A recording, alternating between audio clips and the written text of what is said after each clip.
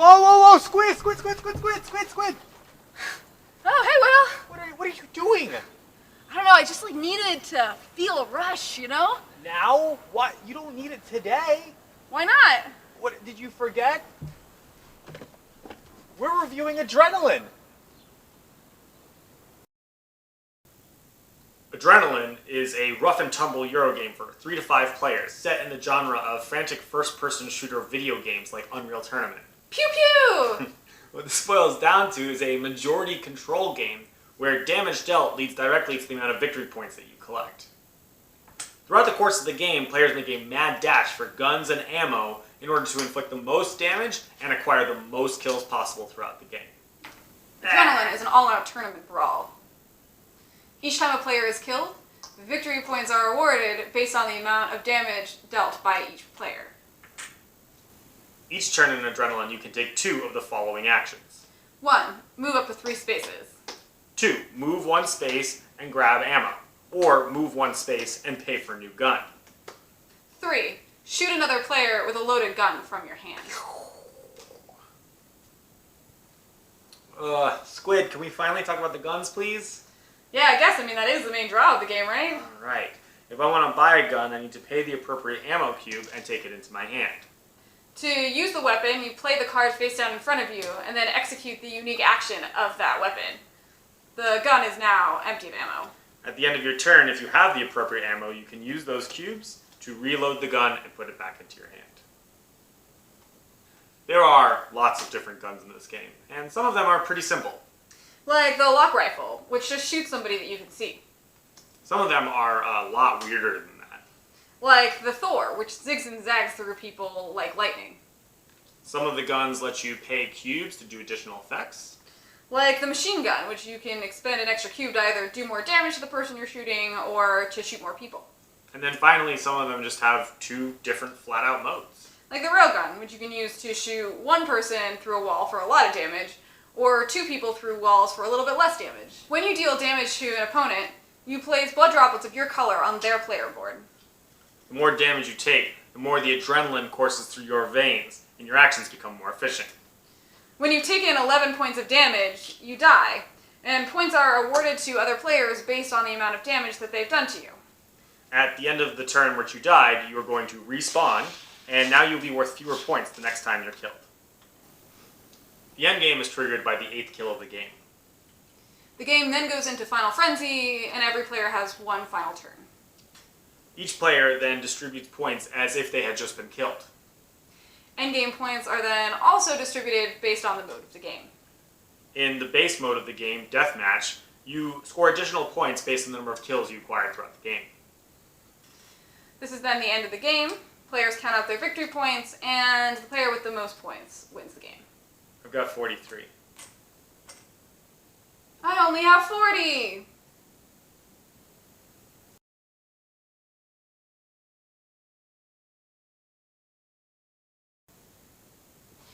Alright, well let's start where we start. What are your thoughts on interaction in this game? So Squid, I don't think that the interaction is very high in this game. People move around and I do shoot them, but I just kind of assess at the beginning of my turn where I am, who's nearby, how I can shoot them, and then I just do it to get the most points possible. So I kind of disagree here. The whole point of this game, the vast majority of what you're doing is shooting other players. You are literally interacting with them constantly. And we've had these moments around the board game where, we've been able to make fun stories out of that and kind of make it into a thing. So you have a lot of social interaction that comes with it. Yeah, I think my complaint or criticism of the interaction really comes down to strategic interaction. If I think someone is winning this game, or if I know someone is winning this game, I can't, in this shooting game, chase them down and kill them to knock them down a peg. In fact, the only thing I can do to them is shoot someone that they have shot more times than they shot them, and even then I only take 2 points away. I think that complaint is more about strategy than interaction, I would say, though. This isn't a strategic game, and you're not going to be able to target the person that's leading. That's not the point.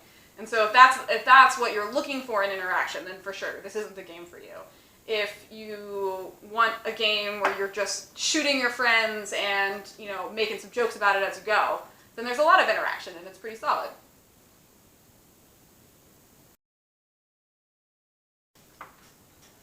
Okay, Squid, let's talk theme. So, I'm not that familiar with first-person shooters. I'm not a video game person, so that's kind of new to me, though I know the general concept. And when you look at this game, it's pretty funky, right? The idea of a Euro game, which are generally like not about interaction and things like this, and a first-person shooter. And so because of that, you're just not going to get that like frenzied energy or like the adrenaline that you anticipate. It's not like some games that like make you really tense in that way. Yeah, this is not playing Halo. It's not playing Battlefield or Call of Duty. And it's not something like Captain Sonar or Space Alert either. Right, actually we've joked about adding a timer to your turns on this game to actually make it feel like it's more frenzy, because sometimes you just sit there and think about what it is that I'm going to do. On the other hand, one thing that this game knocks out of the park in terms of the flavor are all of the weapons in the game. A couple favorites are like the Heat Seeker, which can shoot anyone around any corners. The rocket launcher has a rocket jump, which is like a direct call to a video game. And then there's all these other weapons. You can hit people with sledgehammers. I mean, it's great. There's all sorts of cool different weapons you can use. Yeah, I agree. I think that the weapons are really fun. They're really flavorful. They get you jazzed up. It's really fun to be like, haha, I'm gonna grab the sledgehammer. And make kind of a joke about that, and that's a fun integration. So overall, like keeping these things in mind, that it doesn't have that kind of dramatic feel of an FPS, but does have these characteristics maybe in some of the components. Like, what do you think overall of the? Yeah, I mean the theme is a game with guns. It does that well. If the theme is it's a video game, it's not that.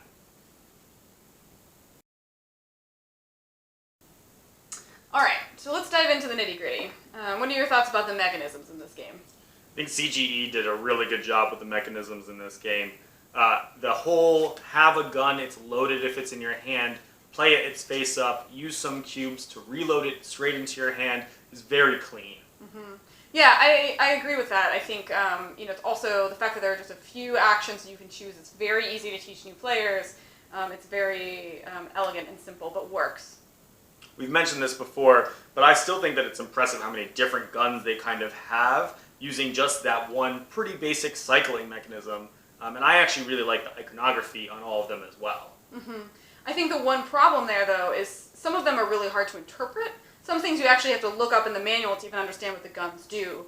And particularly if you're a new player and you're playing with people that have played, you're going to be on the back foot. I remember playing, coming in with players that had already played this game, and understanding what the guns do and how they work within the field really impacted my ability to play that game. So if there's a learning curve anywhere, it's with the guns. Yeah. Outside of the gun mechanism, everything is pretty straightforward. Move around, pick up ammo resource. The only one thing that I want to mention is that I think the line of sight rules in this game are a little bit awkward.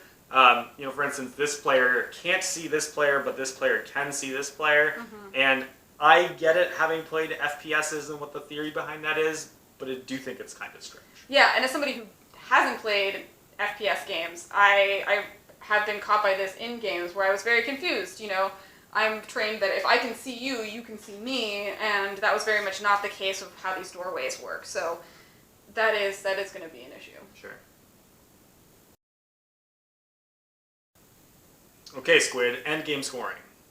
So I really don't think that endgame scoring is really the point of this game. I mean, this is not one of these games where you're thinking strategically through the whole game. You're not really thinking that much about whether or not you're going to win the game. You're just kind of having fun as you play, shooting your friends, and it's just kind of chaos in that way.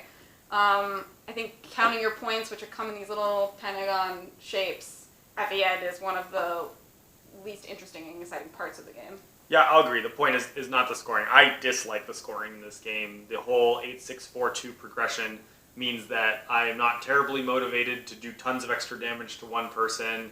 I really just kind of want to spread it out. The end game scoring is some extra points here and there. We found that a lot of times it just matches whoever was already winning anyway, and so there hasn't really been any big upsets because of that. Mm-hmm. Yeah, agreed. I mean, I think that the fact that you are losing your worth as the game goes on, is supposed to motivate you to really get in there and attack different people and attack early. But yeah, it does kind of slow the momentum as it goes until you hit end game scoring, and then it's just kind of boring in there. Right. Okay, so novelty and replayability. What do you think? Novelty, really obvious. It's a game about being a first-person shooter. How many of those do you see? Don't know any others. Yeah, so very novel in that regard. Replayability, my biggest thing that I like about replayability in this game is I see different weapons and I say, well, I want to try that one next time, or I want to, what is this combo of weapons next time?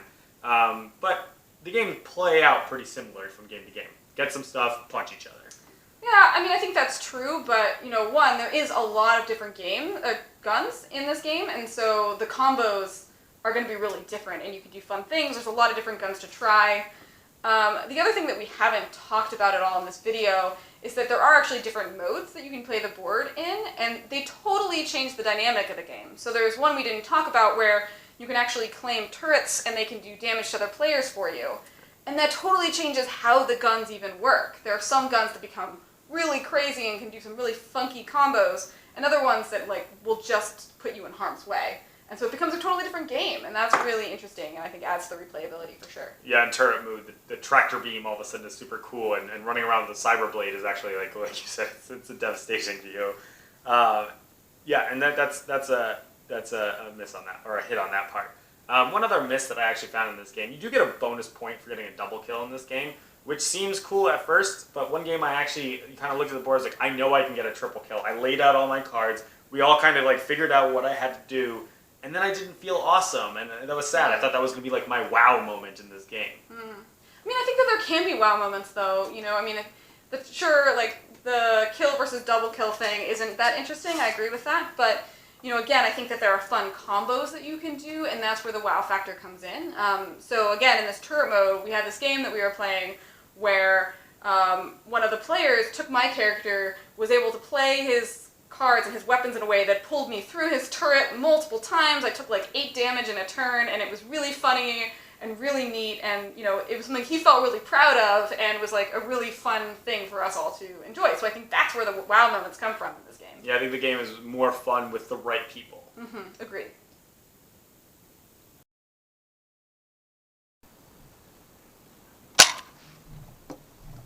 Okay, final thoughts. Whew.